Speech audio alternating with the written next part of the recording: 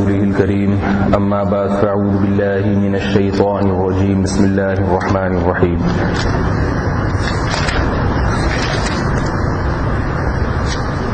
آج ارادہ تو یہ تھا کہ شب برات سے متعلق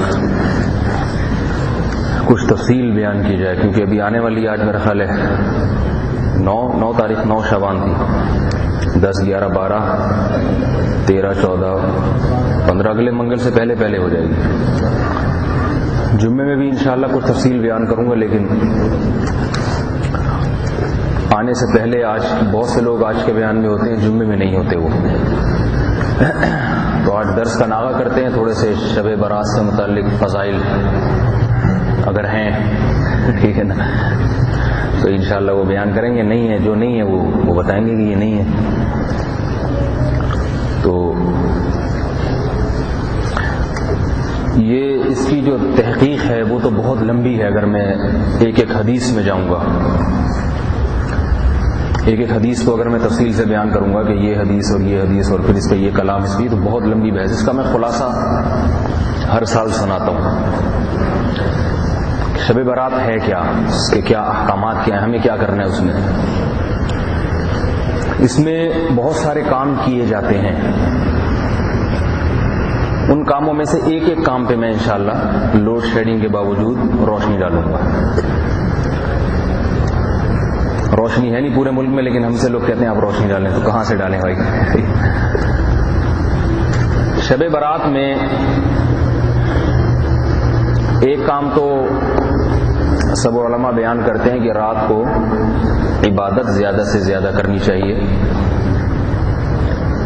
اور اس رات کی فضیلت میں یہ حدیث بیان کی جاتی ہے کہ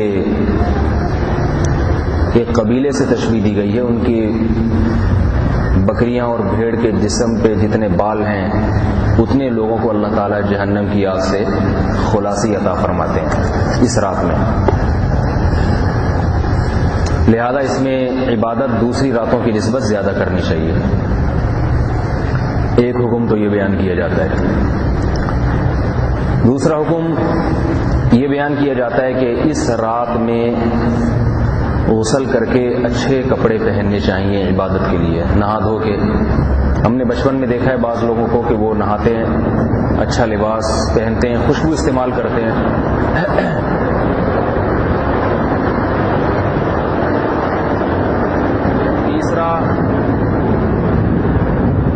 تیسرا حکم یہ بیان کیا جاتا ہے کہ اس رات میں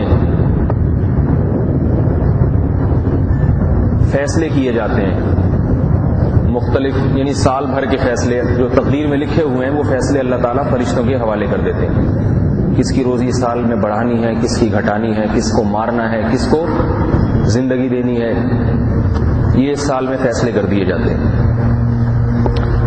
چوتھی فضیلت، اس نمبر آپ خود لگاتے جائیں، میں نمبر آگے پیچھے ہو جاتے ہیں، کوئی نمبر بھولنے لگوں تو مجھے بتا دیں، یہ 5واں نہیں، یہ 6واں نمبر ہے، اس طرح کریں۔ چوتھا نمبر یہ کہ یہ بھی کہا جاتا ہے کہ اس رات میں قرآن نازل کیا گیا ہے، انا انزلناہ فی لیلۃ مبارکۃ، برکت والی رات اسی کو کہا جاتا ہے، یعنی بہت سے لوگ کہتے ہیں کہ قرآن کا نزول اس رات میں شروع ہوا ہے۔ پانچواں نمبر یہ ہے کہ اس رات میں لوگ قبرستان کی طرف جاتے ہیں، کہ مردوں کی مغفرت کا امکان اس رات میں زیادہ ہوتا ہے، اور حدیث بھی پیش کی جاتی ہے کہ رسول اللہ صلی اللہ علیہ وسلم اپنے اہل خانہ کو، اپنی ازواج کو رات کے اندھیرے میں چھوڑ کے قبرستان کی طرف تشریف لے گئے اور وہاں مردوں کے لیے مغفرت کی دعا کی۔ 6واں نمبر یہ بیان کیا جاتا ہے کہ اس رات میں اچھے کھانے پکانے چاہیے، کم از کم حلوہ تو پکا ہی لینا چاہیے، اس کے بہت فائدے ہیں۔ اکثر آپ نے دیکھا ہوگا اس رات میں حلوے بھی بٹ رہے ہوتے ہیں۔ 7واں نمبر یہ کہ اس رات کے بعد جو دن آئے گا اس میں روزہ رکھنا چاہیے، 15 شعبان کا روزہ۔ اور 8واں نمبر، اس میں پٹاخے پھوڑنے چاہیے۔ سنا ہے کوئی جنرل مشرف صاحب سے انٹرویو لے رہا تھا 3-4 دن پہلے، ایٹم بم کے بارے میں سوال کیا کہ یہ ایٹم بم چلتا بھی ہے یا نہیں ہے، تو اس نے کہا چلتا ہے، تو کہا پھر یہ شب برات میں پھاڑنے کے لیے رکھا ہوا ہے کیا؟ اتنے کتنے ملک میں حملے ہو رہے ہیں، ڈرون حملے، باہر سے بھی لوگ آ کے، تو مطلب یہ کہ یہ اتنی مشہور بات ہے شب برات کے پٹاخے کے، جنرل مشرف صاحب کو بھی یہ بات معلوم ہے کہ شب برات میں پٹاخے پھوڑے جاتے ہیں۔ سوال کرنے والے نے پوچھا گیا یہ ایٹم بم بھی شب برات میں پھاڑنے کے لیے رکھا ہوا ہے؟ اور کوئی چیز جو آپ لوگ جانتے ہو ممکن ہے میرے علم میں نہ ہو، کوئی ایسا کام لوگ کرتے ہو جو میرے علم میں نہ ہو، یہ تو 7 نمبر ہو گئے نا، اور کسی کی جی 8 نمبر ہو گئے، اور کوئی ایسی بات جو میرے علم میں نہ ہو ممکن ہے؟ آپ حضرات کہتے ہیں نہیں یہ والا کام رہ گیا، میرا خیال یہ 8 باتیں ہی ہیں، ٹھیک ہے نا۔ اس میں پہلی بات جو ہے نا کہ اس رات کی کیا کوئی فضیلت ہے یا نہیں ہے، کوئی ثواب بھی ہے اس میں اضافی، اس کو میں آخر میں بیان کروں گا، اس میں علمی تحقیق ہے، اس کو میں آخر میں بیان کروں گا، بلکہ علمی تحقیق بھی کیا، اس تحقیق کا خلاصہ آپ کی خدمت میں پیش کروں گا، تو وہ سب سے آخر میں۔ دوسرے نمبر پر جو بتایا تھا، کیا بتایا تھا؟ 12 نمبروں کو چھوڑیں ابھی، جو نمبر پہلے آ گیا ذہن میں، یہ بتایا گیا تھا کہ اس رات میں رسول اللہ صلی اللہ علیہ وسلم قبرستان کی طرف گئے ہیں، اور آپ صلی اللہ علیہ وسلم نے جنت البقیع کے جو قبرستان میں جو لوگ دفن ہیں ان کے لیے مغفرت کی دعا کی۔ یہ وہ بنیادی حدیث ہے جس کی وجہ سے آج اس رات کو ہمارے قبرستان آباد ہوتے ہیں۔ اس بارے میں ایک بات یہ سمجھنے کی ہے، پہلی بات تو یہ کہ یہ حدیث صحیح نہیں ہے، اس رات قبرستان جانے والی حدیث صحیح نہیں، اس کی سند پہ اچھا خاصا کلام ہے۔ کلام کیا ہے وہ آپ کی پہنچ سے بھی بالا تر ہے، عوام کی سمجھنے کی چیز نہیں ہے، محدثین کی باتیں ہوتی ہیں، محدثین کی اصطلاحات میں، بس اتنی بات ہے کہ اس حدیث پہ اچھا خاصا کلام ہے، اس کو ہر عالم مانتا ہے، کوئی بھی عالم ایسے نہیں ہے جو اس کا انکار کرے۔ محققین کے نزدیک یہ حدیث ضعیف ہے، ضعیف، صحیح نہیں ہے، لہذا پہلی بات تو یہی مشکوک ہے کہ اس رات آپ صلی اللہ علیہ وسلم قبرستان گئے بھی ہیں یا نہیں۔ خطیب لوگ بیان تو بہت کرتے ہیں خوب زور و شور کے ساتھ کہ گئے ہیں، تو بھائی سوال پیدا ہوتا ہے اس حدیث کی تحقیق تو کریں آپ۔ ان خطیب میں 2 قسم کے خطبہ ہوتے ہیں، ایک تو اہل حق ہوتے ہیں، انہیں چونکہ پوری تحقیق نہیں ہوتی اس لیے وہ اخلاص کے ساتھ ایک چیز کو بتاتے ہیں، لیکن ان کو ہر انسان ہے دنیا میں، کوئی ایسا نہیں جس کے سامنے ہر وقت ہر بات پورے طور پہ موجود ہو۔ بڑے بڑے علماء سے بڑی بڑی غلطیاں ہوتی ہیں، اس سے علماء سے بدگمان نہیں ہونا چاہیے، اس چھوٹی چھوٹی باتوں سے ایک ضعیف حدیث اگر بیان کر دی ممکن ہے ان کی توجہ نہ اس کی طرف، پھر ممکن ہے ان کا خیال ہو کہ ضعیف ہے اور اس سے کوئی نقصان نہیں ہو رہا، چلو قبرستان چلے جائیں، ہر آدمی کی اپنی سوچ ہوتی ہے، لیکن حقیقت یہ ہے کہ حدیث چونکہ ضعیف ہے، ضعیف حدیث فضائل میں چلتی ہے، لیکن محققین بتاتے ہیں کہ فضائل میں اس وقت چلتی ہے جب اس عمل کی فضیلت پہلے سے کسی صحیح حدیث سے ثابت ہو۔ ایک صحیح حدیث سے کسی عمل کی فضیلت ثابت ہے، اس کی فضیلت کو مزید مؤکد کرنے کے لیے، مزید تاکید کے لیے ضعیف احادیث بھی لائی جا سکتی ہے۔ جیسے نماز کی فضیلت سب جانتے ہیں، اب اگر نماز کی فضیلت میں کوئی ضعیف حدیث بھی ہوگی اس کو بیان کر دیا جائے گا، اس سے کوئی نئی بات تو ثابت ہو نہیں رہی، وہی فضیلت میں اور اضافہ ہو رہا ہے، ٹھیک ہے۔ لیکن ضعیف حدیث سے کسی عمل کا سنت ہونا ثابت کر دیا جائے، سنت ہونا ایک شرعی حکم ہے، ضعیف حدیث میں اتنی طاقت نہیں ہوتی، خاص طور پہ جب اس میں ضعف اور کمزوری بھی بہت زیادہ ہو، اتنی طاقت نہیں ہوتی کہ اس سے کسی عمل کو باقاعدہ سنت قرار دے دیا جائے۔ پہلی بات یاد رہے گی، مجھ سے لوگ اکثر کہتے ہیں شب برات کے فضائل پر بیان کریں، میں اس طرح کا شروع کر دیتا ہوں تو لوگ کہتے ہیں یہ فضائل پر تو نہیں ہو رہا، صحیح ہے نا؟ تو میں کہتا ہوں جو ہے بھائی ہم تو وہ بتائیں گے نا، یہ تو نہیں کہ موسم چل رہا ہے ایک چیز کے فضائل کا تو جتنے ہیں اس سے زیادہ ہم بڑا کے بیان کرنا شروع کرتے ہیں۔ سیرت پہ جیسے بیان ہوتا ہے، سیرت کے جلسے آپ دیکھیں، سب کی بات نہیں کر رہا، عام طور پہ نبی علیہ الصلوۃ والسلام کی وہ سیرت بیان کی جاتی ہے جس کا حدیث میں کوئی تذکرہ نہیں، موضوع من گھڑت قصے، پیدا ہوئے تو سر پہ بال موجود تھے پہلے سے، کنگھی نکلی ہوئی تھی، تیل لگا ہوا تھا. اور ایک صاحب تو بیان کر رہے تھے، ابھی میں سن رہا تھا انٹرنیٹ پہ، کہ نبی علیہ السلام دنیا میں تشریف لائے تو ٹیوب لائٹ کی ضرورت ہی نہیں تھی، آپ کا چہرہ اتنا روشن تھا کہ کمرہ ویسے ہی چمکدار ہو گیا. ممکن ہے ہو ایسا، ہم اس کا انکار نہیں کر رہے، لیکن آپ کو کہاں سے پتا چلا بھائی؟ صحیح ہے نا؟ آپ نے کون سی کتاب میں پڑھا؟ اگر پڑھا ہے تو اس کی سند کی تحقیق کی ہے کہ یہ من گھڑت جو جس نے نبی کی طرف منسوخ کر دیا. صحابہ کرام بھی، نبی علیہ السلام بھی اندھیرے میں چراغ جلایا کرتے تھے، حدیث صحیحہ سے ثابت ہے. چراغ کی ضرورت آپ کو بھی ہوتی تھی. یہ یقیناً درست ہے کہ آپ کا چہرہ چاند کی طرح چمکدار تھا، مگر یہ حسن میں تشبیہ ہے. اس کا یہ مطلب نہیں ہے کہ آپ صلی اللہ علیہ وسلم کو اندھیرے میں چراغ کی ضرورت ہی نہیں پڑتی تھی. انسان تھے، بشر تھے، بشر کتنا ہی خوبصورت ہو، کتنا ہی سفید رنگ ہو، ایسا تو دنیا میں بھی ہم نے نہیں دیکھا کہ کوئی بہت ہی سفید رنگ کا ہو تو اب جناب اس کو ٹیوب لائٹ کی ضرورت ہی نہیں ہے. وہ اپنے ہی چہرے کی روشنی میں مطالعہ کر رہے ہیں. تو ایسی فضول باتیں، اور ان کا حقیقت میں نبی علیہ السلام کی تعریف سے کوئی تعلق، کوئی ایسا گہرا تعلق بھی نہیں ہے.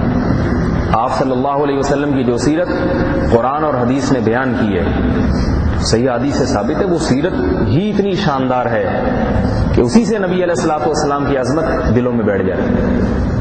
بہت سے حضرات یہ جو واللیل اذا یغشا ہے، رات کی قسم، اس کا ترجمہ کرتے ہیں پیغمبر کی زلفوں کی قسم. بھئی رات تو رات ہوتی ہے، اس سے پیغمبر کی زلفیں مراد لینا، یہ تو قرآن کے ظاہر کے خلاف. ہمارے اہل حق علماء نے بھی یہ تعبیر کی ہے، لیکن میں نے بتایا کہ ان سے اجتہادی غلطی ہوئی ہے. اجتہادی غلطی ہر عالم سے ہو سکتی ہے، اس سے علماء سے بدگمان نہیں ہوں گے، لیکن بات وہی لی جائے گی جسے آج کل کی اصطلاح میں کہتے ہیں اوتھینٹک، صحیح بات ہو، دلیل پر مبنی ہو.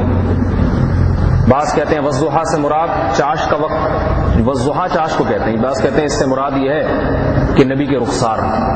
اب اللہ تعالیٰ نبی کی زلفوں کی قسم اٹھا رہے ہیں، نبی کے رخسار کی قسم اٹھا رہے ہیں. زلفوں کی قسمیں، رخساروں کی قسمیں، یہ شاعرانہ کلام تو ہوتا ہے، یہ خالق کائنات کا جو کلام ہے نا، جو ساتویں آسمان سے نازل ہوا، اس کی شان کے خلاف ہے. یہ خالق کائنات ایسی قسموں سے بری ہیں کہ نبی کی زلفوں کی، اور آپ صلی اللہ علیہ وسلم سے ہمیں جو محبت ہے آپ کی زلفوں اور ان چیزوں کی بنیاد پہ تھوڑی ہے.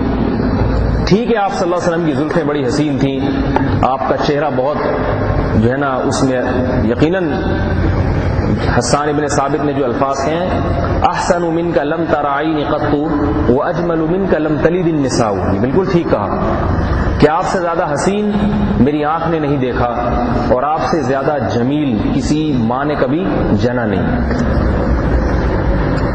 تو سیرت پر بیان کرنے کے لیے ایران توران کی باتیں لا لا کے تاکہ لوگ واہ واہ واہ واہ سبحان اللہ ماشاء اللہ کیا زبردست مولوی صاحب نے تقریر کی ہے. مجھ سے ایک دن کسی نے کہا کہ 10 محرم کے فضائل پر بیان فرمائیں. کافی لوگ پیچھے پڑے ہوئے تھے، 10 محرم کے فضائل پر بیان فرمائیں. میں نے کہا چلو آپ بہت زیادہ اصرار کرتے ہیں تو کر دیتے ہیں بیان کے لیے میں کھڑا ہوا. میں نے کہا بھائی بات ہی ہے، حدیث میں آتا ہے رسول اللہ صلی اللہ علیہ وسلم نے فرمایا 10 محرم کا روزہ رمضان کے روزوں کے بعد سب سے افضل ترین روزہ ہے. وما علینا الا البلاغ المبین، اس سے زیادہ مجھے کوئی فضیلت معلوم نہیں ہے.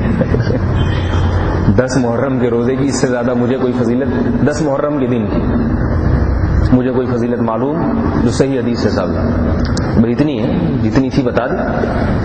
اب لیکن ظاہر ہے جس نے بیان کرنا ہو نہیں وہ تو کھینچے گا، 10 سے پہلے 9 کو بھی ملائے گا، پھر 10 کو، پھر 11 کو، پھر 12 کو، پھر محرم کے الگ سے فضائل، پھر وہ کربلا کو لے آئے گا. حالانکہ کربلا کا 10 محرم کے اس سے تو کوئی واسطہ ہی نہیں ہے نا. کربلا ایک الگ تاریخی واقعہ ہے، وہ حضرت حسین کی، حضرت حسین کی سیرت ہے، وہ ایک الگ موضوع ہے. اچھا بہرحال تو پہلی بات تو یہ کہ قبرستان جانے والی جو حدیث ہے وہ صحیح سند سے ثابت نہیں ہے. دوسری بات، فرض کر لیں، مان لیا کہ صحیح ہے، مان لیا کہ واقعی آپ صلی اللہ علیہ وسلم اس رات کو قبرستان تشریف لے گئے تھے، تو پوری سیرت میں ایک واقعہ ملتا ہے، پوری زندگی میں ایک مرتبہ سمجھ میں آ رہی ہے بات؟ تو آپ بھی زندگی میں ایک مرتبہ چلے جائیں. اول تو وہ بھی ثابت نہیں ہے، لیکن اگر کسی نے سنت پر عمل کرنا ہی ہے ہر سال تو جانا ثابت نہیں ہے. پوری زندگی میں ایک دفعہ آپ چلے جائیں ایک دفعہ. نمبر 2، گئے کس طرح سے ہیں؟ دیکھو جو کام نبی نے جس طرح سے کیا اسی طرح سے کریں گے تو سنت بنے گا. اللہ کے نبی نے فجر کی 2 رکعتیں پڑھی ہیں، 1 رکعت میں 2 سجدے کیے ہیں. آپ اگر فجر کی 3 پڑھ لیں، اضافہ کر لیں تو جائز ہو جائے گا؟ نماز ہی نہیں ہوگی. 1 رکعت میں 2 سجدوں کے بجائے 3 کر لیں، جائز ہو جائے گا؟ نماز ہی نہیں ہوگی. تو جو کام جس طرح سے کیا ہے اسی طرح سے کرنا پڑے گا. تو آپ صلی اللہ علیہ وسلم بالفرض مان لیا جائے کہ گئے ہیں اس رات، تو جس حدیث میں اس کا تذکرہ اس میں آتا ہے چپکے سے کنڈی کھولی اور چلے گئے. یہاں تک کہ امی عائشہ رضی اللہ تعالی عنہ کو یہ وہم گزرا کہ ایسا نہ ہو کہ میری باری میں شاید کسی زوجہ کے پاس جا رہے ہو، تو غیرت آ گئی، آپ بھی پیچھے پیچھے چل پڑی. چپکے سے، بیوی کو بھی پتہ نہ چلے، رات کے اندھیرے میں چپکے سے جا کے کھڑے ہو گئے. آج کسی میں اتنا دم ہے کہ اندھیرے قبرستان میں 2:30-3 بجے چپکے سے جا کے جائے اور اپنی ذمہ داری پہ صحیح سلامت جن بھوت اور چڑیل سے بچ کے واپس بھی آ جائے بھائی. چپکے سے جاؤ. آج کس طرح سے جاتے ہیں؟ جتھوں کی شکل میں. اللہ کے نبی نے عشاء کے بعد اعلان نہیں کیا تھا آج 2:30 بجے میں قبرستان جاؤں گا. ابو بکر و عمر و عثمان، علی اور تمام عشرہ مبشرہ اور تمام مدینہ والوں سے اپیل کی جاتی ہے کہ آج فلاں قبرستان میں چراغ ہوگا، تمام حضرات تشریف لائیں، میں بھی جا رہا ہوں. کچھ بھی نہیں، چپکے سے گئے، چپکے سے واپس آ گئے. اگر جانا ہی ہے پتلی گلی سے جائیں اور گندی گلی سے واپس آ جائیں. 2 ہی گلیاں ہوتی ہیں نا، پتلی گلی گندی گلی، تو اس سے جائیں اور گندی گلی سے واپس آ جائیں. یہاں جاتے ہیں جتھوں کی شکل میں، ٹولوں کی شکل میں. پھر قبرستان پہ چراغاں تو پیغمبر کے دور میں کبھی ہوا ہی اس کا تو تصور نہیں تھا. آج ہمارے ہاں قبرستان میں چراغاں ہو رہا ہے، عورتوں کا رش لگا ہوتا ہے، بے پردگی، بد نظری، ٹھیلے والے، شربت والا، چاٹ والا، حلیم والا، بریانی والا، 15 قسم کی دیگیں، ایسے ہلے گلوں میں وہ بھی قبرستان میں لگانا، یہ تو اتنی بڑی بدعت ہے جس کا اسلام میں کوئی تصور نہیں ہے. قبرستان تو آخرت کی یاد تازہ کرنے کے لیے ہوتا ہے، میلے ٹھیلوں کی جگہ تھوڑی ہے. علماء نے لکھا قبرستان جا کے دنیاوی باتیں کرنا بھی مکروہ ہے، کیونکہ وہ جگہ جو ہے ہی آخرت کی یاد دلانے کے لیے، وہاں بھی دنیا کی باتیں اگر کرے گا، اس سے بڑا بدبخت کون ہو سکتا ہے؟ اسلاف، اگر کوئی شخص جنازے کے ساتھ چل رہا ہوتا تھا اور دنیا کی باتیں کرتا تھا، اسلاف اسے ڈانٹ کے خاموش کر دیا کرتے تھے کہ کمبخت یہ لاش دیکھو، آج اسے کندھوں پہ اٹھا کے لے کے جا رہے ہیں، سوچو کل مجھے بھی اس طرح سے لے جایا جائے گا. یہ باتیں کرنے اور یہ سوچنے کا وقت ہے، دنیا کی باتیں کرنے کا وقت نہیں ہے کہ آپ وہاں بات کریں گنے کا کتنے کا دے گا بھائی، اور جو ہے نا وہ کولڈ ڈرنک کتنے کی ہے، اور وہ لم کا ڈرنک کتنے کا مل رہا ہے، اور حلیم کی پلیٹ بنا دے رہا، مسالہ تھوڑا زیادہ ڈالنا. آئی بس یہ ہوتا ہے 15 شعبان کو قبرستانوں میں. تو اس صورت میں تو اگر بالفرض گنجائش ہو تو وہ بھی ناجائز اور حرام ہو جائے گا. بعض دفعہ شریعت میں ایک کام جائز ہوتا ہے لیکن اس کے مفاسد کی وجہ سے وہ جائز کام بھی ناجائز ہو جاتا ہے. تو اس طرح سے نہا دھو کے پبلک جا رہی ہے جتھوں کی شکل میں، پوری قبرستان جو ہے تو بالکل حرام ہے، اس کا تو شریعت میں کوئی تصور نہیں. اس میں جانا بدعت کی تائید ہے، جائز ہی نہیں. اور ایک اور بات مزید کہ یہ جیسے میں فرض کر رہا ہوں نا کہ یہ حدیث کو صحیح مان لیا جائے کہ پیغمبر زندگی میں 1 دفعہ گئے ہیں، لیکن عجیب بات ہے کہ ہم نے جو ٹٹولا ہے، ممکن ہے ہمارا علم ناقص ہو، لیکن ہم نے خوب کتابیں دیکھی ہیں جو ابھی تک کسی ایک صحابی سے پوری زندگی میں 1 دفعہ جانا بھی ثابت نہیں ہے اس رات کو قبرستان. سمجھ میں آ رہی ہے بات؟ تو یہ کیسی سنت ہے جس کو صحابہ کرام نے زندہ نہ کیا ہو. کوئی ضعیف حدیث سے بھی میرا خیال ہے نہیں ملتا کہ کوئی ایک صحابی زندگی میں کبھی 1 دفعہ بھی گئے ہوں. ہر سال جانا تو دور کی بات، کبھی نہیں آتا کہ 15 شعبان حضرت عمر چپکے سے بھی جا رہے ہو، کسی نے دیکھ لیا ہو. صحیح ہے نا؟ ایسا بھی نہیں ہے. مشرکین مکہ صحابہ کے بارے میں یہ کہا کرتے تھے لو کان خیرا ما سبقونا الیہ، کہ اگر اسلام کوئی بھلائی کی بات ہوتی اسلام میں تو یہ غریب مسکین صحابہ یہ ہم سے پہل نہ کرتے، ہم مالدار لوگ پہلے ہی مان لاتے. ان کا پہل کرنا اس کی علامت ہے، یہ اچھی بات نہیں ہے. یہ مشرکین کا نظریہ تھا. ہمارا نظریہ کیا ہے؟ لو کان خیرا لسبقونا الیہ، کہ اگر یہ خیر کی بات ہوتی تو یہ صحابہ یقیناً ہم سے پہل کرتے. یہ تو خیر اور بھلائی کے کاموں میں حریص تھے, یہ تو آگے بڑھنے والے تھے. ایک کام اچھا بھی ہو اور پیغمبر سے ثابت بھی ہو, ہم کر رہے ہیں, صحابہ جو عاشق تھے وہ نہیں کر رہے, اس کا مطلب ہے کہ یا تو یہ کام ثابت نہیں ہے یا معاذ اللہ صحابہ کرام کو سنت پر عمل کرنے کا شوق نہیں. تو دکھا دو کبھی ابو بکر گئے ہوں, کبھی عمر گئے ہوں, کبھی عثمان گئے ہوں, کبھی حضرت علی گئے ہوں رضی اللہ تعالیٰ عنہ اجمعین, یا ان کی گورنمنٹ کی طرف سے قبرستانوں میں اس طرح خصوصی سجاوٹ کا اہتمام کیا جاتا ہو, یا کوئی پبلک کے لیے کوئی پروگرام ہو, کوئی خصوصی پیکج نکالے جاتے ہوں, اس سال مردوں سے ملاقات کے لیے خصوصی پیکج ہے. آئی بات سمجھ میں؟ تو ایسا کوئی پیکج صحابہ کرام کے زمانے میں نہیں تھا, کوئی جاتا بھی نہیں تھا. یہی وجہ ہے کہ علماء نے لکھا ہے کہ نبی علیہ الصلوۃ والسلام نے, یہ صحیح حدیث سے ثابت ہے کہ 2 قبروں کے بارے میں دیکھا کہ ان کو عذاب قبر ہو رہا ہے. آپ کو بدری وحی علم ہوا. آپ صلی اللہ علیہ وسلم نے فرمایا وما يعذبان من کبیر, فرمایا یہ کوئی ایسا گناہ نہیں تھا جس کو یہ بہت بڑا سمجھتے تھے, چھوٹا سمجھتے تھے, لیکن یہ گناہ بڑا تھا, ان کو عذاب قبر ہو رہا ہے. ایک پیشاب کے قطروں سے بچتے نہیں تھے ایک صحابی, اور دوسرے چغلی لگاتے تھے. چغلی کی عادت تھی ان میں سے ایک شخص کو, ادھر کی بات ادھر, ادھر کی ادھر, فساد ہوتا تھا. صحابہ کرام کے گناہ یا تو نبی علیہ السلام کے دور میں اگر عذاب قبر ہوا تو اللہ کے نبی کی دعا سے معاف ہو گئے. بعض صحابہ سے جن کو وقتی طور پہ عذاب قبر ہوا ہے, لیکن نبی علیہ الصلوۃ والسلام کی دعا سے اور اللہ تعالیٰ کی رحمت سے ہمیشہ کے لیے ان کو معافی دے دی گئی. تو یہ بھی ایسے ہی صحابی تھے, ایک پیشاب کی چھینٹوں سے بچا نہیں کرتے تھے. یہاں وہمی لوگ بھی ہوتے ہیں, پیشاب کی چھینٹوں سے بچنے کا یہ مطلب نہیں جیسے آج کل وہم ہو جاتا ہے لوگوں کو, تو وہ مطلب پھر کسی وقت پوچھ لیں, صحیح ہے نا. پیشاب کی بہت باریک باریک جو چھینٹیں ہوتی ہیں نا, سوئی کے سرے کے برابر, وہ معاف ہیں. ہر بات میں وضاحت کرنی پڑتی ہے, لوگ وہمی ہو جاتے ہیں, وہ پھر اتنا دماغ چاٹ دیتے ہیں. میرا حضرت میں جا رہا تھا تو ایک بھینس نے 1 کلومیٹر دور پیشاب کیا, مجھے وہم ہے کہ ہواؤں سے اڑ کے وہ کہیں نہ کہیں جو ہے نا میرے کپڑوں پہ لگا ہو, اور میں نے پتہ نہیں فجر کی نماز ہوئی ہے کہ نہیں ہوئی ہے. تو اس طرح وہمی لوگ وجود میں آ جاتے ہیں. خیر, تو نبی علیہ الصلوۃ والسلام نے, صحیح ہے بخاری کی حدیث ہے, ان کی قبر پہ ہری شاخ گاڑ دی, اور آپ صلی اللہ علیہ وسلم نے فرمایا کہ اب ان کو عذاب قبر میں تخفیف ہوگی. تو بعض حضرات نے اس سے مسئلہ نکالا ہے کہ قبر پہ ہری شاخ گاڑنا سنت عمل ہے, اس سے عذاب قبر میں. تبھی آپ دیکھیں قبروں پہ پودے لوگ لگا رہے ہیں, پہلے ہری شاخ, پھر اس میں پودے, پھر نیم کے درخت. بس پتہ نہیں کہ کہاں سے کہاں نکال دی. لیکن محقق علماء یہاں بھی فرماتے ہیں کہ یہ عمل سنت نہیں ہے, پیغمبر صلی اللہ علیہ وسلم کی خصوصیت ہے. اللہ کے نبی کو علم ہو گیا تھا کہ آپ کی شفاعت اور آپ کی برکت سے بس آپ ان پہ ہری شاخ لگا دیں, اللہ معاف کر دے گا ان کو. اس کی دلیل کیا ہے؟ اس لیے کہ کسی صحابی سے ثابت نہیں ہے کہ کسی قبر پہ کسی صحابی نے ہری شاخ گاڑی ہو. اگر یہ سنت عمل ہوتا تو صحابہ کرام ہر قبر پہ ہری شاخ گاڑتے, لگاتے. کسی نے, اس لیے یہ عمل سنت نہیں ہے. قبرستان پہ درخت لگانا, پودے لگانا, اس کی کوئی حیثیت نہیں. ہاں کوئی اس لیے درخت لگا دے کہ جو قبرستان کے زیارت کے لیے آئے اور اب آخرت کی یاد تازہ کرنے کے لیے, تو چھاؤں واؤں مل جائے اس کو, وہ ٹھیک ہے, ایک الگ بات ہے, وہ کہیں بھی درخت لگایا جا سکتا ہے. ویسے قبرستان کو آباد کرنے کا ہمیں حکم نہیں دیا گیا ہے. تو صحابہ میں سے کسی ایک صحابی سے بھی ثابت نہیں ہے کہ پوری زندگی میں ایک دفعہ بھی قبرستان گئے ہوں. تو اس سے بھی معلوم ہوتا ہے کہ یہ عمل سنت سے ثابت نہیں ہے, اس کو سنت سمجھنا درست نہیں ہے. تیسرا نمبر کیا تھا؟ اس رات میں فیصلے ہونا.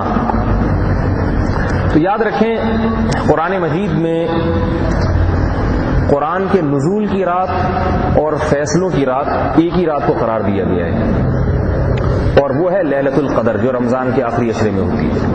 اگرچہ بعض روایات ہیں جن میں 15 شعبان کے بارے میں آتا ہے, لیکن وہ روایات سند کے اعتبار سے ضعیف ہیں. اور یہ بات یاد رکھیں, محقق علماء کا یہ نظریہ ہے کہ حدیث صحیح بھی اگر قرآن کے مقابلے میں آ جائے, بخاری کی, تو اس صحیح حدیث میں بھی تعویل کرنا واجب ہے, اور قابل تعویل نہ ہو تو اس کو رد کر دیا جائے گا اگر قرآن کے واضح نصوص کے مقابلے میں آ رہی ہے. قرآن قطعی ہے, بالکل یقینی ہے. اب آپ دیکھیے, قرآن 2 لفظوں میں, واضح لفظوں میں کہہ رہا ہے, انا انزلناہ فی لیلۃ القدر, ہم نے اس قرآن کو نازل کیا لیلۃ القدر میں. اور آگے فرمایا تنزل الملائکۃ والروح فیہا باذن ربہم من کل امر, یہی رات ہے جس میں فرشتے اللہ کے ہر قسم کے احکام کو لے کے زمین پہ نازل ہوتے ہیں۔ اور دوسرے مقام پہ فرمایا کہ انا انزلناہ فی لیلۃ مبارکۃ، ہم نے اس کو نازل کیا ہے برکت والی رات میں۔ اب اس سے لوگ کہتے ہیں شب برات مراد ہے، حالانکہ اگلی آیت دیکھیں، فیہا یفرق کل امر حکیم، فرمائی یہ وہ رات ہے جس میں ہر قسم کے حکمت والے فیصلے کیے جاتے ہیں۔ ایک جگہ آ رہا ہے حکمت والے فیصلے لیلۃ القدر میں ہوتے ہیں، قرآن بھی اسی میں نازل ہوتا ہے۔ دوسری جگہ آ رہا ہے کہ حکمت والے فیصلے اس مبارک رات میں ہوتے ہیں، قرآن بھی اسی میں نازل ہوا ہے، تو پتہ چلا یہاں مبارک والی رات سے مراد لیلۃ القدر ہے۔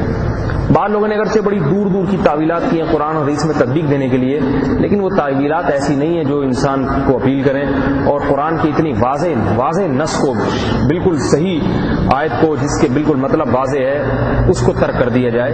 اس لیے اس میں بھی صحیح اور حقیقی بات جو ہے نا، قابل تحقیق جو تحقیقی بات ہے وہ یہی ہے کہ اس رات کا نزول قرآن سے کوئی تعلق نہیں ہے، اور فیصلوں سے بھی اس رات کا کوئی تعلق نہیں ہے۔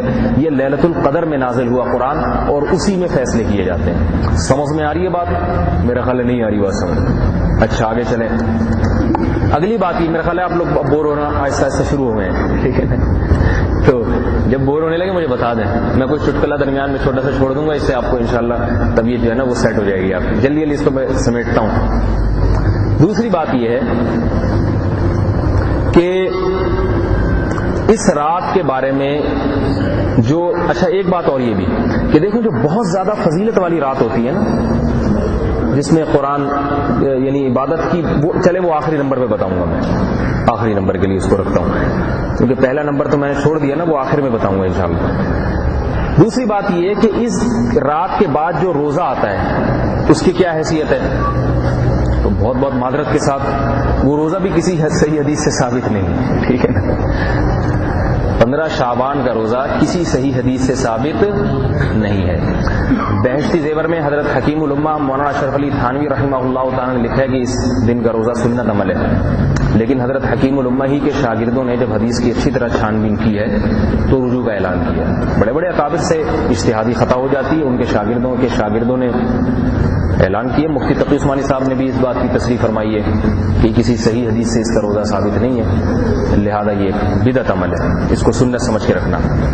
بعض لوگ یہ کہتے ہیں کہ بھئی 13، 14 اور 15 تاریخ، ہر مہینے کو 13، 14 اور 15 تاریخ کا روزہ تو سنت عمل ہے نا ایام 20 کا، تو اس نیت سے اگر کوئی 15 شعبان کا رکھ لے، تو ایسے حضرات سے ایک گزارش یہ ہے کہ پورے سال تو کبھی خیال نہیں آیا، اسی دن آ رہا ہے، تو یہ بدعتی ہونے کی علامت ہے کہ آپ کو بدعت پہ عمل کرنے کا بڑا شوق ہے۔ کوئی پورے سال رکھتا آ رہا ہو 13، 14، 15 کا روزہ، وہ اس مہینے بھی رکھ لے۔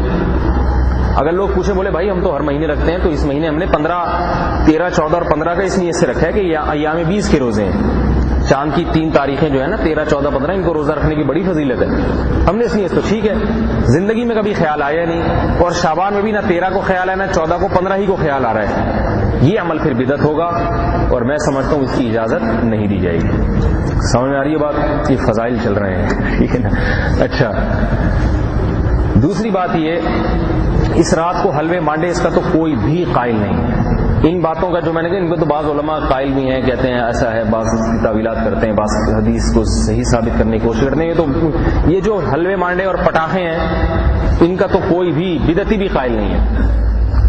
میرا خیال ہے کہ ہری پگڑی والے قائل ہیں اس کے، یہ بھی میرا خیال ہے حلوے کے، ویسے تو ہر چیز کے قائل ہیں، لیکن بہرحال حلوے کے شاید اس رات میں یہ بھی قائل نہ ہو۔ کوئی اس کی دلیل ہے ہی نہیں، لہذا ان حلووں کا بائیکاٹ کیا جائے۔ حلوے کھا لیں، پورا سال پڑا ہوا ہے۔ محرم میں بعض لوگ حلیم بھیجتے ہیں، میں کہتا ہوں یہ جائز نہیں ہے، تو کہتے ہیں حلیم اتنی مزیدار، تو میں کہتا ہوں محرم کو چھوڑ کے سفر میں پکا لو، ربیع الاول پورے سال پکا لو، اسی مہینے میں پکانے کی بدعت کی تائید کرنے کی کیا ضرورت ہے؟ تو میرے بھائی ایک رات کے لیے حلوہ چھوڑ دیں آپ، کیا خیال ہے؟ اس میں انشاءاللہ ثواب ملے گا آپ کو، تاکہ بدعتیوں کی تائید نہ ہو۔ آپ کے گھر کوئی بھیجے تو محبت احترام کے ساتھ واپس کر دیں اس کو کہ بھائی ہم لوگ اس قسم کے نہیں ہیں جیسے آپ ہمیں سمجھ رہے ہیں، ہم لوگ یہ والے نہیں ہیں، ٹھیک ہے نا؟ آج کل تو اس طرح بہت ہوتا ہے نا، کون سے والے مسلمان ہو، یہ والے وہ والے ہو، یہ فرقے تو آج کل ویسے ہی مارکیٹ میں بہت چل رہے ہیں، تو آپ بھی کہتے ہیں ہم لوگ یہ، اب فرقے کا نام بتانے کی ضرورت نہیں ہے، نہ کوئی نام کوئی شریعت میں اس کی کوئی حیثیت ہے۔ وہ بولیں کہ آپ اہل حدیث ہیں، آپ دیوبندی ہیں، آپ وہابی ہیں، کیا بولے بس ہم جو بھی ہیں یہ والے نہیں ہیں ہم لوگ، کہہ رہے اس کی تفصیل کی ضرورت نہیں ہے، منفی ہیں، دیوبندی ہیں، اہل حدیث ہیں، کیا وہ ہم لوگ یہ والے حلوے مانڈے والے نہیں ہیں۔ وہ میں اکثر ایک واقعہ سناتا ہوں نا کہ مجنو دو قسم کے ہوتے ہیں، بہت دن ہو گئے، جلدی جلدی تازہ کر دیتا ہوں تاکہ آپ کی طبیعت بھی تھوڑی فریش ہو جائے۔ لیلا جو تھی نا، لیلا، وہ پہلے زمانے میں محبوبائیں اتنی پردہ وردہ کیا کرتی تھی، لفٹ نہیں کراتی تھی، تو مجنو بیچارہ لیلا کے گھر کے باہر آ کے روتا رہتا، اور جو جعلی مجنو تھا نا اس چکر میں، یہ اصلی مجنو درخت کے پیچھے نیچے بیٹھ کے روتا رہتا لیلا کی یاد میں کہ یہ ملاقات کیوں نہیں کرتی۔ 2 نمبر مجنو جس نے فائدہ اٹھایا موقع سے، وہ خادم کو کہتا ہے کہ مجنو آیا ہے، لیلا کو بتاؤ۔ لیلا دودھ جلیبی بھیج دیتی کہ چلو لفٹ نہیں کرا رہی، کم از کم محبت کا اتنا تو پاس کرو کہ اس کو دودھ جلیبی کھلاؤ۔ یہ کم وقت باہر بیٹھ کے دودھ جلیبی کھا کے نکل لیتے۔ اصلی مجنو کو اس سے چڑھتی کہ دودھ جلیبی کیوں بھیجتی ہے، دیدار کیوں نہیں کراتی۔ جو عاشق ہوتا ہے سچا، وہ ان چیزوں سے تھوڑی اس کا دل بہلتا ہے، وہ بیچارہ دودھ بیٹھا روتا رہتا۔ اب یہ نقلی مجنو روزانہ دودھ جلیبی کے پیالے کھا کے موٹا ہوتا جا رہا ہے۔ ایک دن لیلا کو خیال آیا کہ یہ روزانہ کھا جاتا ہے، کبھی اس کو خیال نہیں آیا کہ بھئی کیوں ملاقات کیوں نہیں کر رہی، اور یہ روزانہ جلیبیاں کیوں بھیج رہی ہے، کھا کے چلا جاتا ہے۔ تو خادم سے کہا دیکھ کر آؤ کہ یہ اصلی بھی ہے یا 2 نمبر تو نہیں ہے۔ خادم نے کہا مجھے کیسے پتا چلے گا؟ تو اس نے کہا اس سے خالی پیالہ لے کے جاؤ اس کے پاس اور کہنا کہ آج لیلا نے تم سے تمہارا خون مانگا ہے، اس میں ذرا رگ کاٹ کے تھوڑا خون بھر کے دے دو، پتا چلے 1 نمبر چیز بھی ہے یا نہیں۔ تو وہ خادم آیا اس مجنو کے پاس کہ ایک تو وہ پہلے خیالی پیالہ دیکھ کے اس کا تو ویسی بلڈ پریشر ہائی ہو گیا، یہ کیا؟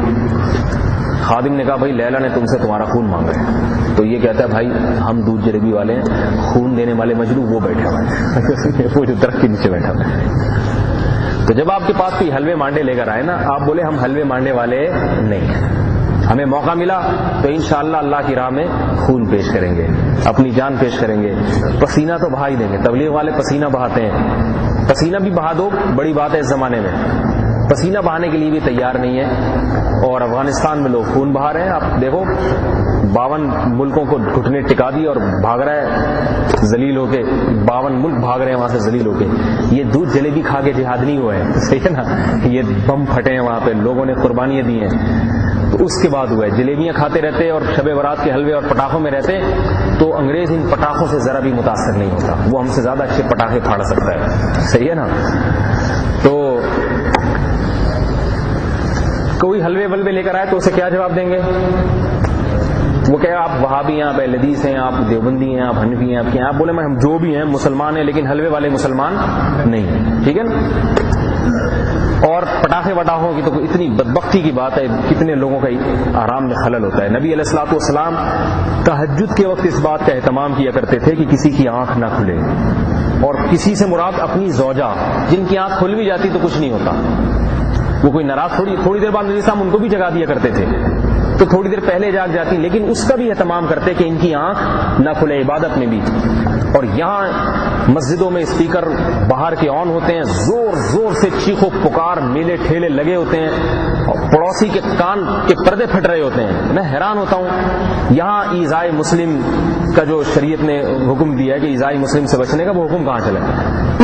اتنی چیخ و پکار، اتنا شور، اور پٹاخوں کی الگ الگ دھماکے شروع ہو جائیں گے۔ ویسی فائرنگ ہو رہی ہے آج کل بہت کراچی کے حالات، لوگ پوچھتے ہیں پٹاخہ تھا یا فائر ہوا تھا، ہر دفعہ پوچھتے ہیں بھائی پٹاخہ تھا یا فائر ہوا تھا۔ اتنا بیچارے فائرنگ کوئی کم ہو رہی ہے، اس میں سے پٹاخے بھی شروع کر دی۔ ماں باپ دیتے ہیں اپنے بچوں کو یہ پیسے ویسے کے لیے، بچے کرتے ہیں کام تو بچوں کو روکیں، آپ پیسے نہ دیا کریں اس کام۔ لوگ مر گئے ہیں، بہت سے لوگوں کو ہارٹ اٹیک ہو گیا ہے، ایسی موتیں واقع ہوئی ہیں۔ کمزور دل کا آدمی، دل کا مریض، ایک دم دھماکہ ہوتا ہے اس کے قریب میں، وہ تو مر جائے گا، موتیں واقع ہوئی ہیں کئی، جائز نہیں ہے، حرام ہے یہ۔ تو یہ اچھا، اسی رات کو غسل کرنا، اچھے کپڑے پہننا، اس کا تو بھی شریعت میں کوئی ثبوت نہیں، اس کی تو کوئی حیثیت ہی نہیں۔ ویسے بھی ایک بات بتاؤں آپ کو، شریعت میں نہانا دھونا، اچھے کپڑے پہننا، یہ تو یا تو آپ کا جسم میلا کچیلا ہو گیا، آپ روز نہانے کی عادت ہے، بہت اچھی بات ہے، نہائیں، پاکیزہ رہنا اچھی بات ہے، لیکن خاص دنوں پہ جس میں نہانے کو سنت قرار دیا ہے نا، عموماً وہ تہوار کے دن ہوتے ہیں۔ جیسے جمعے کے دن سنت ہے نا، جمعہ بھی ہمارا ایک تہوار کا دن ہے، عید ہے مجازی، اور عید الفطر ہے، عید الاضحیٰ ہے، یہ سب وہ دن ہیں جن میں اور تہوار کے بارے میں یاد رکھیں، غیر مسلم اور مسلم کی تہوار میں یہی فرق ہے، مسلم دن میں تہوار مناتا ہے اور غیر مسلم رات کو تہوار مناتا ہے، کیونکہ انہوں نے شراب کباب کرنا ہوتا ہے نا، راتوں کو ان کے تہوار چلتے ہیں۔ مسلمان نے نماز پڑھنی ہے عید کے دن آ کے، صبح کے وقت آئے گا، رات سونے کے لیے بنائی اللہ تعالیٰ نے، اور تنہائیوں میں اللہ کے سامنے کھڑے ہونے کے لیے بنائی۔ تو نہانا دھونا، اچھے کپڑے پہننا، اس بات کے باطل ہونے کی یہ بھی دلیل ہے کہ شب برات میں نہانا دھونا اور کپڑے پہننا، کہ یہ رات کے وقت یہ عمل، رات کو تو نہا دھو کے اچھے کپڑے پہننے کی کیا ضرورت ہے بھائی؟ کوئی عبادت کے لیے اگر نہانا چاہتا ہے تو وہ تو ہر رات کو جو بھی تہجد کا عادی ہے وہ جب چاہے نہا لے۔ الگ سے کسی رات کو نہانے کی فضیلت ہو تو شریعت دن میں تو فضیلت یہ قرار دے گی کہ تہوار نہا دھو کے اچھے اچھے کپڑے پہن کے پبلک کے سامنے آنا، یہ تو دن کی کارروائیاں ہیں۔ رات کو تو انسان کس کے سامنے جانا ہے بھائی؟ اس نے اللہ کے سامنے کھڑا ہونا ہے، تو وہی سول کپڑوں میں تہجد پڑھ لے اپنے، صحیح، سول کپڑوں میں جو اس کے عام کپڑے ہیں، اس کے لیے عید کا لباس پہننے کی کیا ضرورت ہے؟ اس لیے یہ اس بات کے باطل ہونے کی یہ بھی دلیل ہے کہ راتوں کو نہانا اور میلہ ٹھیلا یہ تو عیسائیوں کی سنت ہے۔ عیسائی 25 دسمبر کو رات کو ایسے 3 پیس سوٹ میں اور کھرچے ہوئے گھوم رہے ہوتے ہیں ڈیٹول سے نہا کے، پورے سال تو بیچارے اکثر نہاتے نہیں ہیں، تو اس رات ڈیٹول سے نہا کے اجلے نکلے ہوئے گھوم رہے ہوتے ہیں، وہ بھی رات کے دن۔ مسلمان عید الفطر کے دن صبح کے وقت اٹھتے ہیں اور کیسا پاکیزہ منظر ہوتا ہے، صبح صبح آتے ہیں عیدگاہ میں نماز پڑھتے ہیں، کیسی پیاری روشنی ہوتی ہے اس وقت۔ ایک ہندو لڑکی مسلمان ہوئی مسلمانوں کے تہواروں کو دیکھ کے، اس نے کہا مسلمانوں کے تہواروں میں خدا کی قسم وہ پاکیزگی ہے جو ہندوؤں کے، عیسائیوں کے، سکھوں کے تہواروں میں نہیں ہے۔ انہوں نے کہا ان کے تہوار بھی، ان تہواروں میں بھی نورانیت جھلکتی ہے، ان کے تہواروں میں بھی عیاشی کا عنصر نہیں ہوتا، ایسی پاکیزگی۔ تو یہ دن کے کام ہیں، رات کے نہیں ہیں۔ سمجھ میں آ رہی ہے بات؟ اب اور تو کوئی نمبر رہ نہیں گیا پہلے نمبر کے علاوہ، ہے بھائی؟ میرا خیال ہے ہو گئے سارے، تو مطلب ہے کہ کوئی بھی چیز ثابت نہیں ہے۔ ایک پہلا نمبر رہ گیا کہ اس رات عبادت کی کوئی فضیلت بھی ہے یا نہیں، یہ ایک نمبر رہ گیا۔ یاد رکھیں اس بارے میں روایات تو بہت زیادہ ہیں کہ اس رات عبادت کی بہت فضیلت ہے، مگر کوئی بھی روایت ایسی نہیں ہے جس پر کلام نہ ہو، یعنی متفقون علیہ صحیح ہو، اس کی صحت پر اتفاق ہو، ایسی ایک روایت بھی نہیں ہے۔ مگر ایک اصول ہے کہ جس بارے میں روایات کثرت سے ہوں، اگرچہ وہ ضعیف بھی کیوں نہ ہوں، تو کثرت کی وجہ سے ان میں طاقت اور قوت پیدا ہو جاتی ہے۔ تو ان روایات کی کثرت کی وجہ سے اتنی طاقت اور قوت پیدا ہو گئی ہے کہ جمہور علماء اس رات کی فضیلت کے قائل ہیں کہ عبادت میں انشاءاللہ اضافی ثواب ملے گا۔ سمجھ میں آ رہی ہے بات؟ اس رات کو عبادت میں انشاءاللہ دوسری راتوں کی نسبت اضافی ثواب ملے گا۔ لیکن بعض محقق علماء اگرچہ کم ہیں، محقق ہیں جیسے ابن تیمیہ، ابن قیم رحمہ اللہ تعالی، یہ سرے سے اس رات کی فضیلت کے بھی قائل نہیں۔ یہ کہتے ہیں کہ چونکہ روایات میں کوئی بھی صحیح نہیں ہے، لہذا یہ رات جو ہے نا، وہ فرماتے ہیں کہ یہ رات اس لائق نہیں ہے کہ اس کو کوئی اضافی فضیلت دی جائے۔ یہ مذہب ہے ابن تیمیہ اور ابن قیم رحمہ اللہ تعالیٰ کا، اور ان کے بھی اپنے دلائل ہیں اور بڑی انہوں نے تحقیق سے دلائل پیش کیے ہیں، مگر جمہور کا مذہب بہرحال یہی ہے کہ اس رات کی ایک فضیلت ہے۔ میرے ذہن میں علامہ ابن تیمیہ رحمۃ اللہ علیہ کے مذہب کی تائید کے لیے ایک اس وقت علمی نقطہ ذہن میں آیا ہے، اسی وقت اللہ نے ذہن میں ڈالا ہے۔ میں بتاتا جمہوری کا مذہب ہوں، عوام جو پابند ہے وہ جمہور کی اتباع کی پابند ہے، جمہور جو علماء جو کہہ رہے ہیں۔ بھائی بس اپنا رجحان تو کسی کا کسی بھی طرف ہو سکتا ہے نا، اس کی کوئی ایسی حیثیت ہے، آپ لوگ کے لیے وہ لائق اتباع نہیں ہے، صحیح ہے نا؟ لائق اتباع وہی بات ہوتی ہے جو جمہور کی، اور جمہور کے پاس اس کی دلیل بھی ہے۔ وہ دلیل یہی ہے کہ اتنی ساری روایات ہیں تو ان تمام روایات کو مسترد نہیں کیا جا سکتا، کوئی ایک روایت ہو، دو روایت ہو تو کوئی بات بھی ہے۔ لیکن ابن تیمیہ رحمۃ اللہ کے مذہب کی ایک بات جو میرے ذہن میں اس وقت آئی، ایک علمی نقطے کی بات، وہ یہ ہے کہ شریعت میں کسی رات کی اگر بہت زیادہ فضیلت ہوتی ہے تو شریعت کی عام طور پر عادت یہ ہے کہ اس رات کی تاریخ کو متعین نہیں کیا جاتا۔ سمجھ میں آ رہی ہے نا بات؟ تھوڑا سا اس میں اختلاف ڈال دیا جاتا ہے کہ یہ والی یا یہ والی، اور اس میں حکمت کیا ہوتی ہے کہ جب اتنی فضیلت کی رات ہے تو اگر متعین کر دی جائے گی، جو اس رات میں پھر گناہ کرے گا تو بہت بڑے عذاب کا مستحق ہوگا وہ۔ آئی بات سمجھ میں؟ مجھے پتا ہے کہ یہ اتنی فضیلت کی رات ہے، جیسے رمضان کے آخری عشرے میں لیلۃ القدر کو گھما دیا ہے، علماء نے لکھا ہے اگر متعین کر دی جاتی نا اتنی فضیلت والی رات، 1000 راتوں کی عبادت ایک طرف، اس رات اگر کوئی فلم دیکھ رہا ہوتا، کوئی زنا کر رہا ہوتا، اللہ کا ایسا عذاب آتا کہ بدبخت یہ رات تو 1000 مہینوں سے زیادہ افضل رات ہے، پوری دنیا اس رات کو جاگ کے عبادت کر رہی ہے، ساری دنیا کے مسلمان، اور تو اس رات میں بھی بدبخت زنا کر رہا ہے، شراب پی رہا ہے۔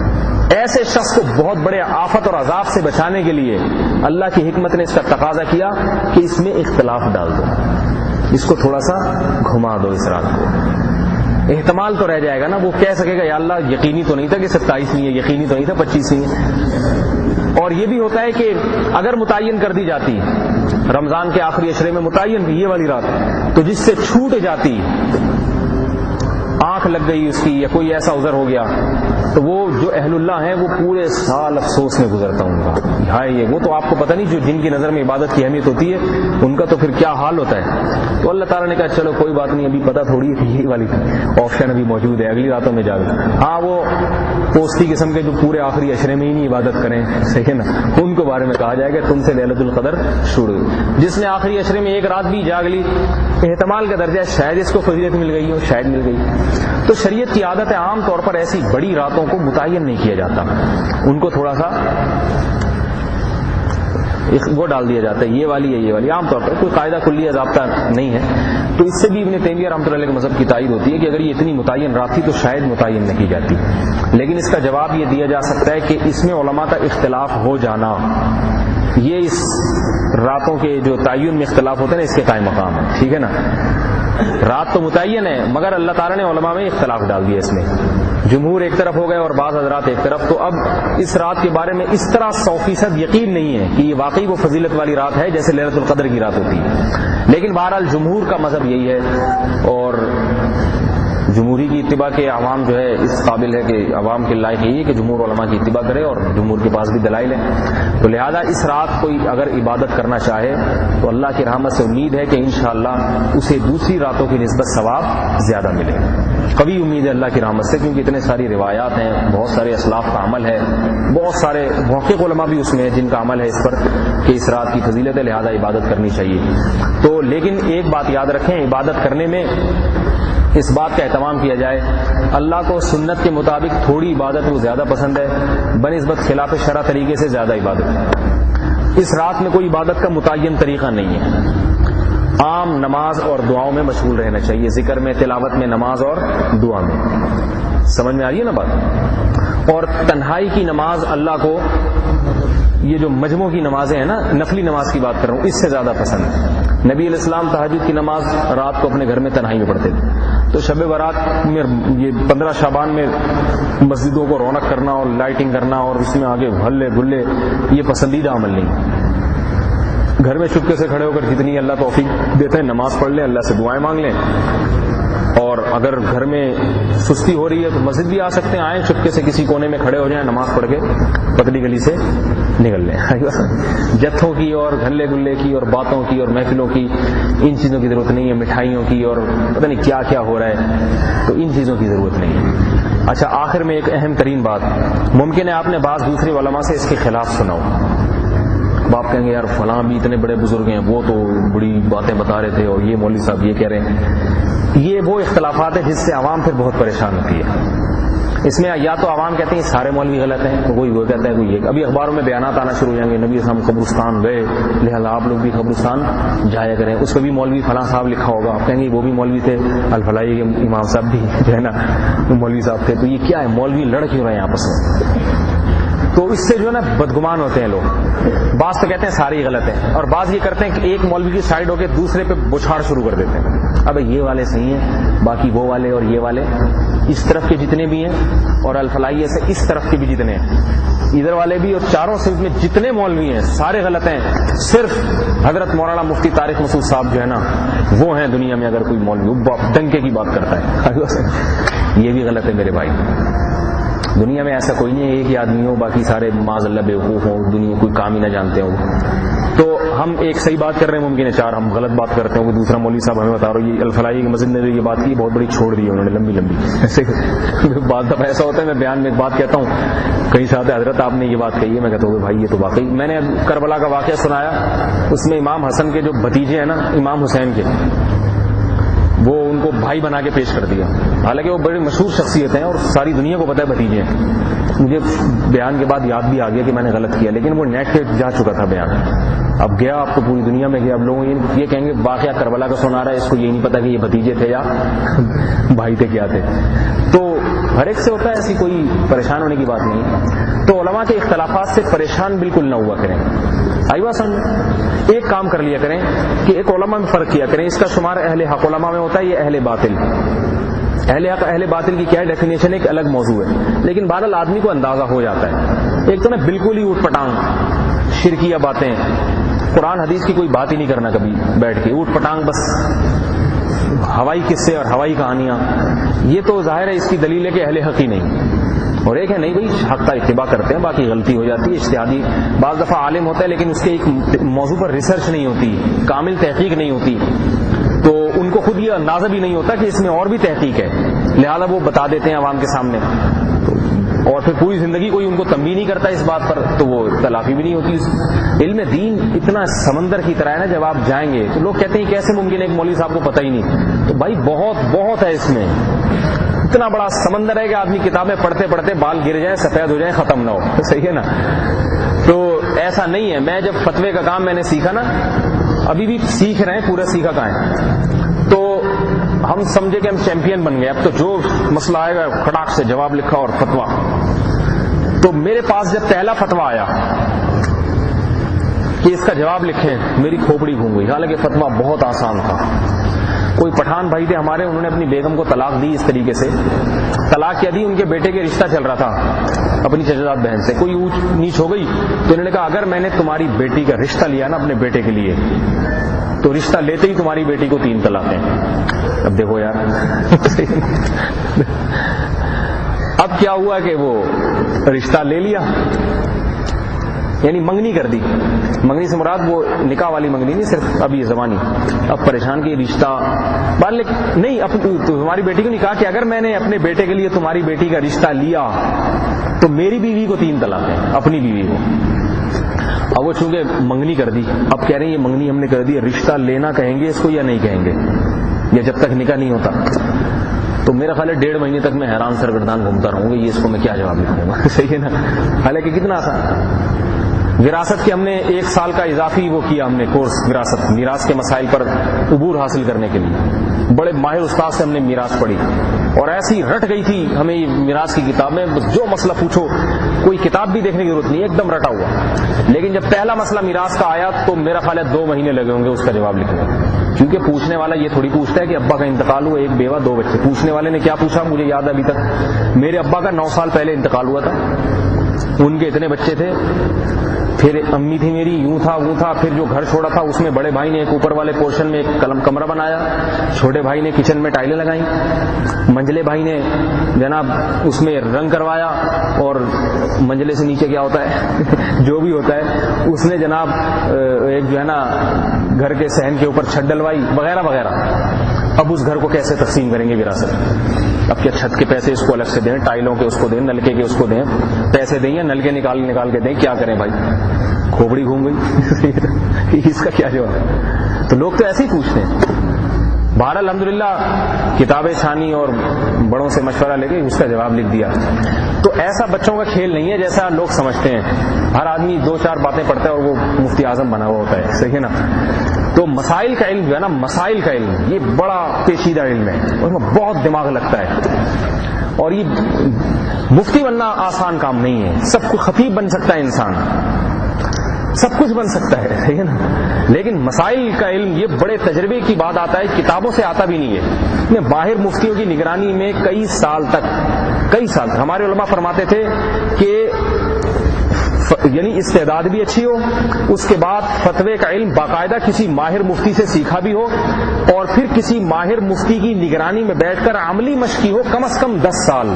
عملی مشق کا مطلب لوگ جو کتابوں میں لکھا ہوا ہے وہ نہیں، لوگ جو پوچھ رہے ہیں. کتابوں میں تو بہت کچھ لکھا ہوتا ہے، آپ کی عوام آپ سے پوچھ کیا رہی ہے.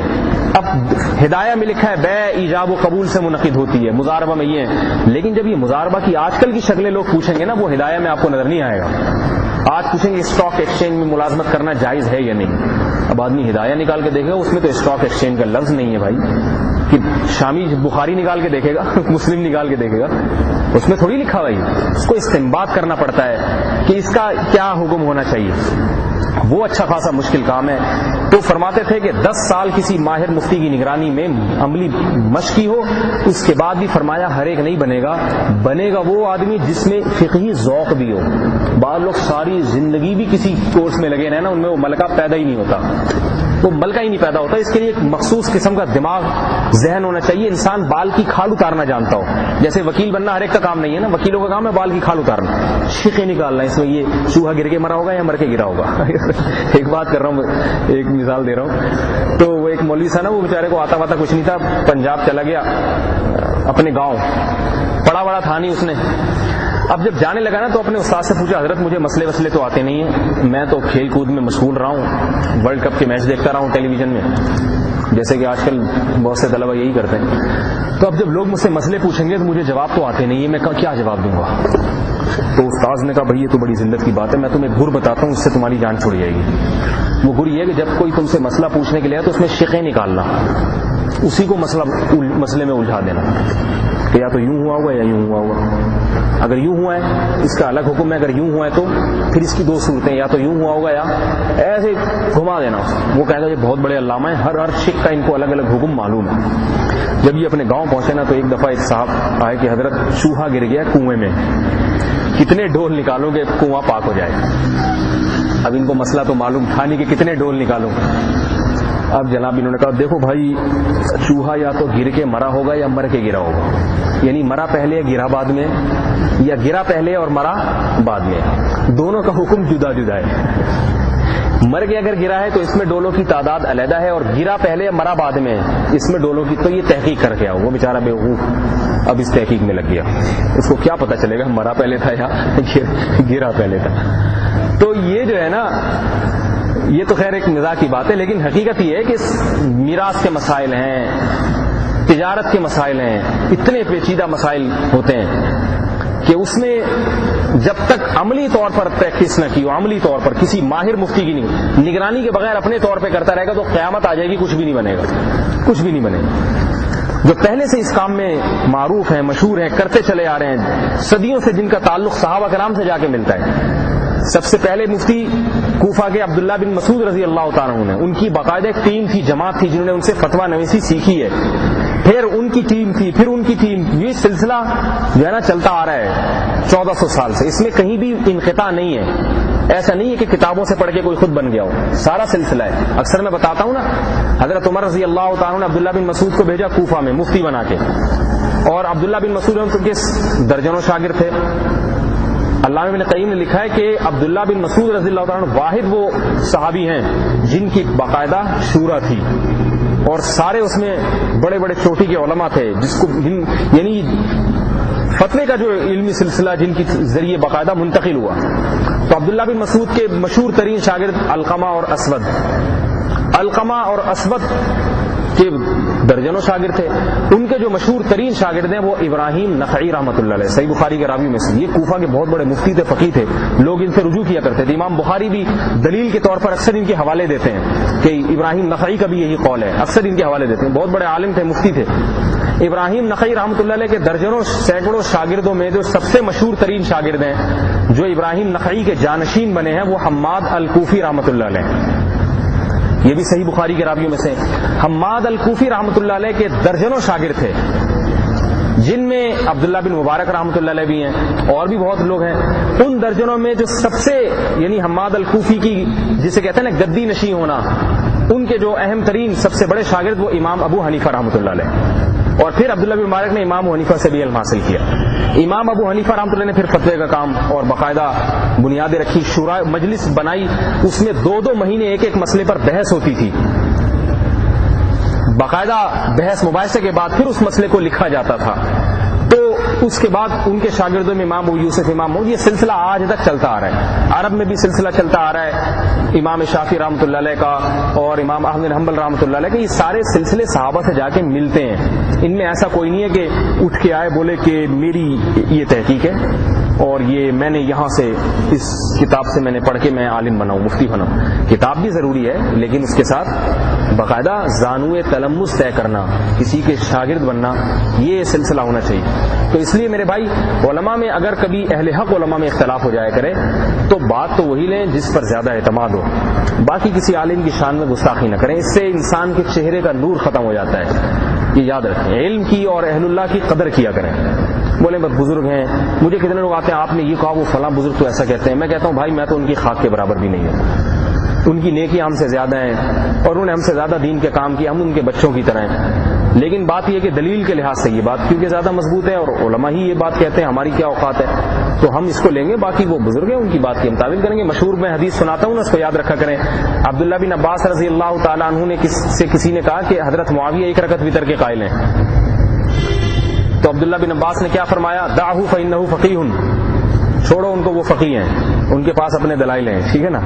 اپنی بات یہ کر رہے تھے کہ 3 رکعت وتر پڑھو، لیکن ایک والے پر ان کو برا بھلا نہیں کہا۔ ہمارے ہاں سب سے بڑا مسئلہ یہ کہ ایک مولوی صاحب کہتے ہیں یہ بات صحیح ہے، دوسرے کہ نہیں یہ بات صحیح نہیں ہے، کہتے ہیں ان کو ہٹا کے میں اپنا الگ ایک فرقہ بناؤں گا، بس ہم جماعت المسلمین کے نام سے، یہ ہیں جماعت المسلمین، باقی سارے فضول ہیں۔ سارے صحابہ میں بھی اختلافات تھے، جس کو جس کی بات زیادہ سمجھ میں آتی تھی عمل کر لیا کرتے تھے، آپ بھی ایسے کر لیا کریں۔ اگر آپ کو شب برات پر میں نے جو آپ کے سامنے تحقیق پیش کی ہے اچھی لگ رہی ہے، اس پر عمل کر لیں، کسی عالم کی شان میں گستاخی نہ کریں۔ اور اگر آپ کو لگ رہا ہے کہ نہیں دوسرے زیادہ اچھی تحقیق ان کی مجھے زیادہ اپیل کر رہی ہے تو ان پر عمل کر لیں، آئی بس ہمیں بشرطے کہ اپیل کر رہی ہو، اندھی تقلید نہ کریں کہ بنی جی بس گردن جھکا کے آدمی چلتا چلا جائے، ایسے تو پھر چلنا شروع کر دے گا، پھر تو کوئی جو آج کل تو پتہ نہیں ممبر سے کیا کیا بیان کیا جا رہا ہے، پتہ نہیں کیا کیا بیان کیا جا رہا ہے، عجیب عجیب۔ ایک مولوی صاحب بیان کرنے کے لیے آئے، اچھے خاصے اہل حق علماء میں سے ہیں، عجیب سی باتیں مارکیٹ میں لانا شروع کر دی۔ میں نے بیان کیا کہ نبی علیہ الصلوۃ والسلام نہ ہر جگہ حاضر ناظر ہیں، نہ اور آپ صلی اللہ علیہ وسلم ہیں بھی بشر، انسان ہیں، گوشت پوست کے بنے ہوئے انسان، مٹی کے، اس پہ میں نے تفصیلی بیان کیا۔ وہ اگلی دفعہ بیان انہوں نے کیا کیا کہ نبی صاحب نہ بشر ہیں نہ نور ہیں، ان کے درمیان میں کوئی مخلوق ہے۔ لوگ پریشان، یار ابھی تو ایک سے ہم سن رہے تھے نور ہیں، ایک سے سن رہے تھے بشر ہیں، انہوں نے کوئی نئی چیز بنا دی۔ تو ایسی اندھی تقلید کرتا رہے نا آدمی، پھر تو پتہ نہیں کیا بن جائے گا، پھر تو کیا بن جائے گا، عجیب سی چیزیں فرقے وجود میں آنا شروع ہو جائیں گی۔ تو اس لیے اس کا کسی کی شان میں گستاخی نہ کریں، برا بلا نہ کہیں۔ ان سے دوسرے ایسے ہوتے ہیں وہ اور اچھے اچھے کام کر رہے ہوتے ہیں، ہم نہیں کر رہے ہوتے، بہت سے ایسے اللہ ان علماء سے بڑے بڑے کام لے رہا ہوتا ہے، جو آج ہم مفتی عتیق الرحمان شہید رحمۃ اللہ علیہ نے ایک دفعہ ایک مسئلہ بیان کیا جو 100% غلط تھا، ممبر پہ بیٹھ کے، سب کو علماء کو پتا تھا غلط ہے، اور کچھ دنوں کے بعد ان کی شہادت کی اطلاع آئی، تو میں نے کہا دیکھو ان سے ایک غلطی ہوئی ہے، لیکن انہوں نے اتنی ان کی زندگی اہل حق کے لیے انہوں نے اتنا کام کیا ہے کہ آج اپنی جان ہی قربان کر دی، اور کئی دنوں تک ان کی قبر میں سے خوشبو آتی رہی، سب نے سن لی۔ تو اب اللہ نے بھی ایک غلطی کی وجہ سے پکڑا نہیں ہے کہ ایک غلطی ہوئی تھی اب میں تجھے جو ہے نا باطل مولویوں میں آپ کا شمار کروں، ایسا نہیں، اللہ کو پتا تھا ایک غلطی ہوئی ہے نا، اگرچہ ممبر پہ ہو گئی، خوبیاں بھی تو ہیں، کتنی دفعہ صحیح باتیں کہی ہیں تو ان میں ایک غلط بھی چلتا ہے، ٹھیک ہے نا، ہو گئی غلطی، قربانی دے دی، شہادت دے دی، تو قیامت کے دن صحیح اور غلط پر حکم کا مدار نہیں ہوگا، یہ دیکھا جائے گا نیکیاں کا پلڑا وزنی ہے یا برائیوں کا وزنی۔ تو جب اللہ بھی بہت ساری باتوں کو نظر انداز کریں گے تو ہمیں نظر انداز کرنے میں کیا تکلیف ہوتی ہے بھائی، اس لیے علماء سے بدگمان نہیں ہونا چاہیے اور حق کی اتباع کرنی چاہیے۔ اللہ تعالیٰ سمجھنے کی، عمل کرنے کی توفیق عطا فرمائے۔ وما علینا الا البلاغ المبین۔